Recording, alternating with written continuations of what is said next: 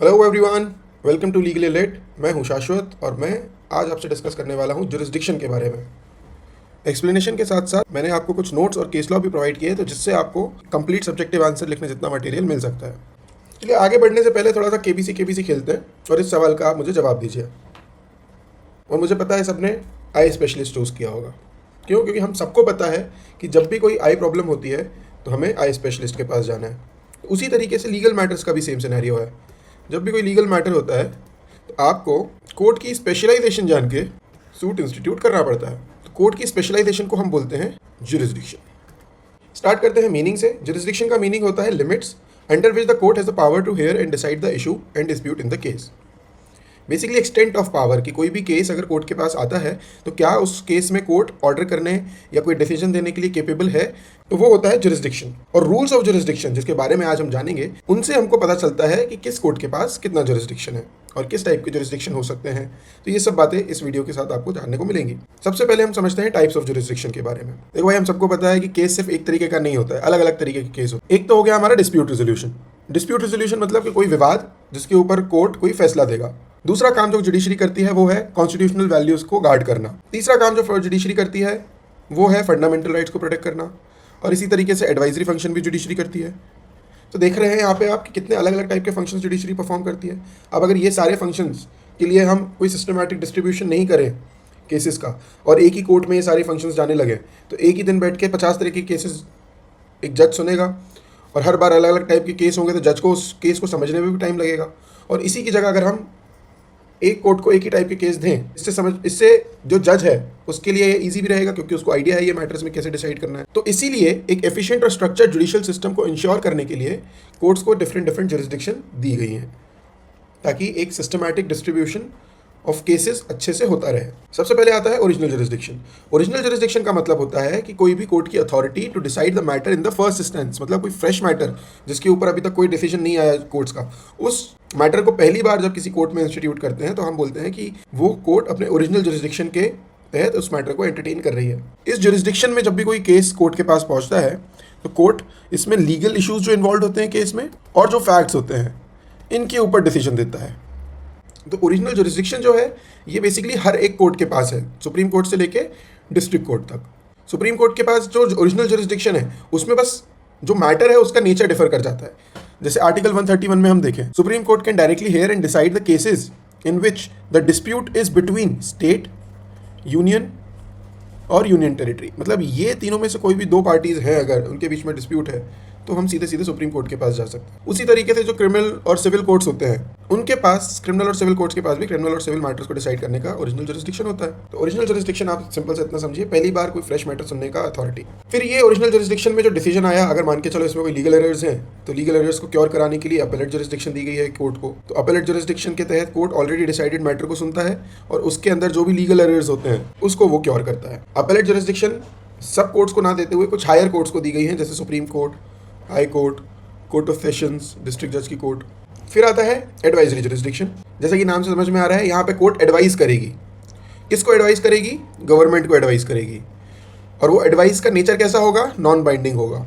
Article 143 of Indian constitution gives Supreme Court the jurisdiction to give advices to the government on the legal matters which are referred by the government to the court. तो जैसे 143 के तहत एक जो president है हमारे, ये supreme court को रेफरेंस भेज सकते हैं और उसमें उनकी लीगल ओपिनियन, सुप्रीम कोर्ट की लीगल ओपिनियन सीख कर सकते हैं।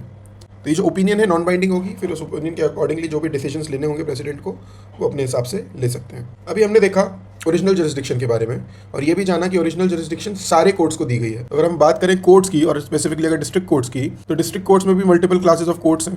तो अब इनमें से किस कोर्ट के पास केस जाएगा वो डिसाइड करने के लिए हमें ये सारे रूल्स हेल्प करते हैं। सबसे पहले होता है subject matter rule, subject matter jurisdiction का रूल, जिसमें हम टाइप ऑफ केस के बेसिस पे केस को डिस्ट्रीब्यूट करते हैं। टाइप ऑफ केस मतलब या तो सिविल केस या तो क्रिमिनल केस। सिविल केस है सिविल कोर्ट, क्रिमिनल केस है क्रिमिनल कोर्ट। फिर आता है पेक्यूनरी जुरिस्डिक्शन। पेक्यूनरी जुरिस्डिक्शन का जो रूल है, it is based on the monetary value of the claim. Subject matter या क्लेम, सब्जेक्ट मैटर मतलब अगर कोई प्रॉपर्टी डिस्प्यूट है तो प्रॉपर्टी की क्या वैल्यू है, तो वो सब्जेक्ट मैटर हो गया। और क्लेम मतलब कोई मनी रिकवरी सूट है, कोई कंपनसेशन सूट है तो उसमें जो कंपनसेशन का अमाउंट है, जो क्लेम किया गया है, वो कितना है, उसके बेसिस पे पेक्यूनियरी जुरिसडिक्शन डिटरमाइन की जाएगी। फिर नेक्स्ट आता है टेरिटोरियल जुरिसडिक्शन, जो कि बेस्ड है ज्योग्राफिकल बाउंड्रीज के ऊपर, जैसा कि नाम से पता चल रहा है। तो किन चीज़ों की ज्योग्राफिकल बाउंड्रीज देखनी पड़ेंगी to determine the court. Territorial jurisdiction के लिए ये 3 रूल्स बस अगर आप दिमाग में रख लेते हैं तो ये पूरा का पूरा रूल समझ में आ जाएगा। पहला, लोकेशन ऑफ इंसिडेंट, कि जहाँ पे इंसिडेंट हुआ उसका एरिया, या फिर रेसिडेंस ऑफ पार्टीज, या फिर लोकेशन ऑफ द प्रॉपर्टी। इन तीनों में से कोई भी एक factor will be relevant for us to determine the territorial jurisdiction of the court. जहां इंसिडेंट हुआ उस एरिया की कोर्ट में भी आप सूट फाइल कर सकते हैं, जहां डिफेंडेंट रहता है उस एरिया की कोर्ट में आप सूट फाइल कर सकते हैं, या जहां प्रॉपर्टी सिचुएटेड है उस एरिया की कोर्ट में आप सूट फाइल कर सकते हैं। ये 3 चीज़ों के बेसिस पे हमें टेरिटोरियल जुरिसडिक्शन के सारे रूल समझ में आ जाएंगे। ध्यान रखिएगा, जो पेक्यूनियरी जुरिसडिक्शन है ये मेजरली सिविल केसेस में अप्लाई होती है। क्रिमिनल केसेस में पेक्यूनियरी जुरिसडिक्शन का इतना रोल नहीं होता। क्रिमिनल केसेस में इससे मिलता जुलता कॉन्सेप्ट जो आप देख सकते हैं वो होता है competency of magistrate to impose fine.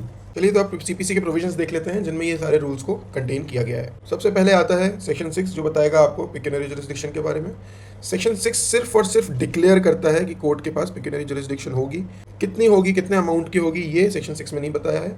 जो अमाउंट है ये डिसाइड करेंगे स्टेट गवर्नमेंट। एमपी के केस में अगर मैं एग्जाम्पल दूँ, एमपी में 3 टाइप की कोर्ट्स हैं, डिस्ट्रिक्ट कोर्ट, सिविल जज क्लास 2, सिविल जज क्लास 1, सिविल जज उल्टा हो गया, क्लास 2 यहाँ आएगा, क्लास 1 यहाँ आएगा। सिविल जज क्लास 2 की जो जुरिसडिक्शन है वो 5 लाख तक के केस की है, 5 लाख से 1 करोड़ क्लास 1, और डिस्ट्रिक्ट कोर्ट, डिस्ट्रिक्ट जज के कोर्ट में 1 करोड़ से ऊपर के मैटर्स इंस्टीट्यूट किए जाएंगे। तो अगेन सेक्शन 6 सिर्फ डिक्लेयर करता है, अमाउंट नहीं बताता, और जो अमाउंट होगा वो स्टेट गवर्नमेंट फिक्स करे। फिर बात करते हैं सब्जेक्ट मैटर जुरिसडिक्शन की। तो सेक्शन 9 में इस चीज़ को बताया गया है कि हर कोर्ट का एक सब्जेक्ट मैटर जुरिसडिक्शन होगा। सेक्शन 9 में बताया गया है कि सारे civil courts will be empowered to try suits of civil nature unless expressly और इम्प्लाइडली बार्ड। मतलब जब तक किसी तरीके का बार या प्रोहिबिशन नहीं लगा है एक्सप्रेसली या इम्प्लाइडली बाय द स्टैट्यूट, तब तक सारे civil courts will have the power to try all the suits of civil nature.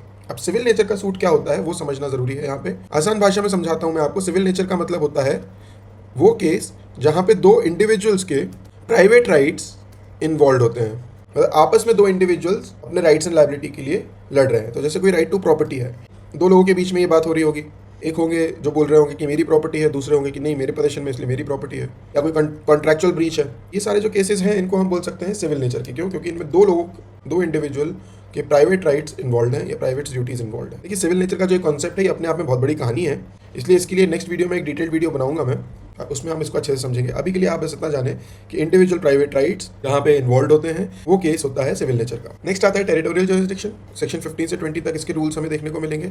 Section 15 basically बस इतना डिक्लेयर करता है कोई भी केस पहली बार जब इंस्टीट्यूट होगा तो वो उसके लोएस्ट कॉम्पिटेंट कोर्ट में होगा। लोएस्ट कॉम्पिटेंट कोर्ट से हम क्या समझ सकते हैं? तो लोएस्ट से हमें पता चलता है कि जो भी क्लासेस ऑफ कोर्ट में जो लोएस्ट ग्रेड का होगा, जहाँ पे जो सिविल जज क्लास 2, और वो कॉम्पिटेंट भी होना चाहिए। कॉम्पिटेंट मतलब कि उसके पास तीनों टाइप की जुरिसडिक्शन होनी चाहिए, सब्जेक्ट मैटर भी, पेक्यूनियरी भी और टेरिटोरियल भी। तो पहली बार जब आप केस किसी कोर्ट में इंस्टीट्यूट करने जाएंगे तो आपको ये ध्यान रखना है कि वो कोर्ट लोएस्ट कॉम्पिटेंट ग्रेड का हो।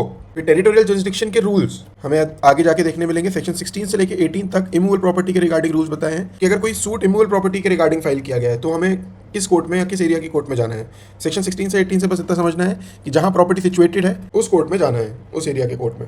19 में बताया गया है कि अगर कोई सूट है जिसमें कंपनसेशन क्लेम किया जा रहा है या कोई रॉन्गफुल एक्ट के अगेंस्ट सूट फाइल किया, जैसे कि डिफेमेशन ले लेते हैं एग्जांपल के लिए, तो सेक्शन 19 बोलता है कि जहाँ पे कंपनसेशन का ग्राउंड रेज हुआ, मतलब जहाँ पे वो ग्राउंड बना कि कंपनसेशन है, ब्रीच हुआ कॉन्ट्रैक्ट का, या फिर जहाँ पे डिफेमेशन हुआ, रॉन्गफुल एक्ट कमिट हुआ, तो कॉज ऑफ एक्शन के प्लेस के बेसिस पे सूट डिटरमाइन करेंगे कि जिस एरिया के कोर्ट में ये इंसिडेंट हुआ वहाँ पे आप कोर्ट सूट फाइल करें।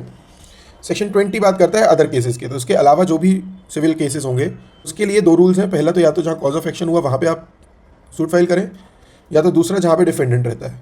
तो इसके बेसिस पे हमें पता चल जाएगा कि किस कोर्ट में आप सूट जा समझते हैं। लैक ऑफ जुरिसडिक्शन क्या होता है? लैक ऑफ जुरिसडिक्शन बेसिकली वो सिचुएशन होती है कि कोर्ट के पास कोई केस पहुंच गया बट वो एक्चुअली उसकी अथॉरिटी उसके एम्बिट से बाहर है। तो ऐसे में हम बोलते हैं the court lacks the jurisdiction to determine the case और to decide the case. Lack of jurisdiction के चलते अगर कोई डिग्री पास कर देता है कोर्ट तो उसका क्या इफेक्ट होगा? डिग्री को हम किस तरीके से देखेंगे तो वो जानते हैं।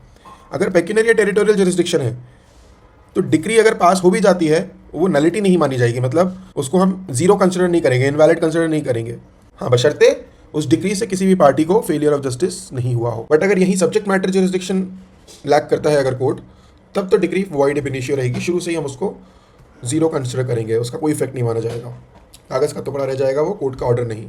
बट इसके हमारे पास कुछ सॉल्यूशंस भी हैं कि अगर गलती से आप ऐसी कोर्ट में सूट फाइल कर दें जहाँ पे उनके पास अथॉरिटी ही नहीं है कोर्ट को। अगर डिसीजन के पहले आपको पता चल गया कि आप गलत जगह आ गए हैं तो ऑर्डर 7 रूल 10 जो कोर्ट रहेगा वो प्लेंट को रिटर्न कर देगा।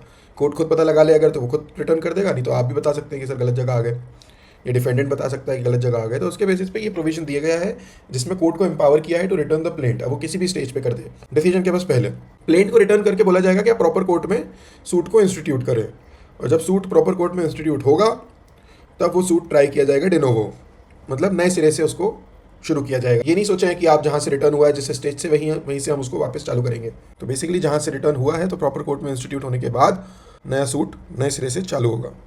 ये हमें इस केस में बताया था, सुप्रीम कोर्ट का ही केस ही है। बट अगर लैक ऑफ जुरिस्डिक्शन के चलते डिसीजन आ जाता है तो हमारे पास रेमेडी है रिवीजन फाइल करने की हाई कोर्ट में, सेक्शन 115 ऑफ सीपीसी के तहत। फिर हाई कोर्ट को जो डिसीजन सही लगे, या तो वो जुरिस्डिक्शन को क्योर कर ले या तो वो अपने आप को ही डिसीजन दे दे, हाई कोर्ट अपने हिसाब से यहाँ पे डिसाइड करेंगे। फिर अभी हमने जो डिस्कस किया उससे हमें पता चलता है कि लॉ क्या दिया गया है जुरिस्डिक्शन के रूल्स के बारे में, बट कोर्ट को पता कैसे चलेगा कि जुरिस्डिक्शन है हमारा या नहीं। तो इसका आंसर इस केस से हमें मिलता है अब्दुल्ला बिन अली वर्सेस गलप्पा।